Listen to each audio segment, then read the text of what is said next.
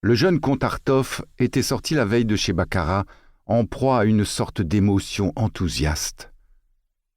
Il était entré chez elle en don Juan armé de ses millions comme d'un talisman.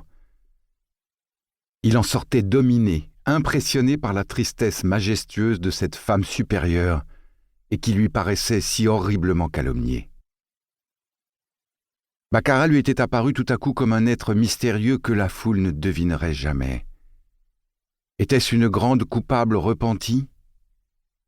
Était-ce quelque sombre vengeresse dont le bras s'armait dans l'ombre pour châtier et poursuivre à outrance des criminels et des meurtriers ? C'était ce que le comte ne pouvait deviner. Mais il s'arrêtait forcément à l'une de ces deux hypothèses et comprenait vaguement que Baccarat avait une haute mission à remplir. Le comte rentra chez lui en proie à 1000 pensées diverses et confuses. Aimait-il déjà cette femme chez laquelle il était entré en conquérant ? N'éprouvait-il pour elle qu'une subite et respectueuse amitié, susceptible du plus grand dévouement ? Il lui fut aussi impossible de trancher ces dernières questions que de résoudre les deux premières. Il dormit mal. Baccarat se mêla à tous ses rêves. Il se voyait tantôt errant avec elle dans un désert et se mettant à ses genoux, tantôt elle l'entraînait dans un tourbillon, empruntait les formes les plus singulières, lui tenant les langages les plus divers.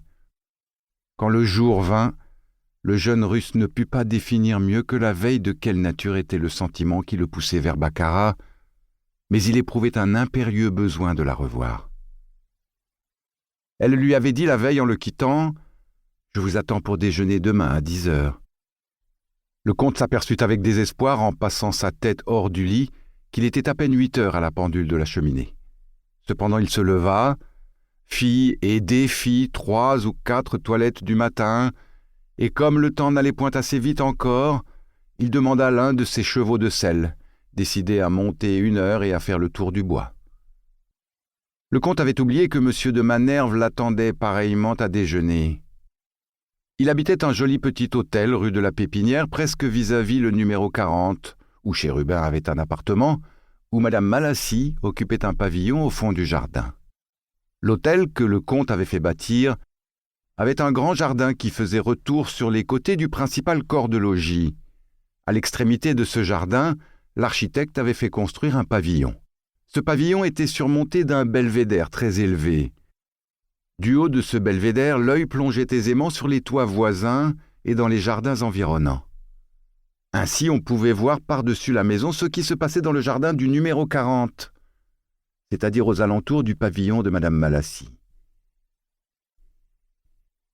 Pour continuer à écouter ce livre audio gratuitement, cliquez sur le lien dans la description et vous pourrez l'écouter en entier sans frais grâce à l'essai de 30 jours d'Audible.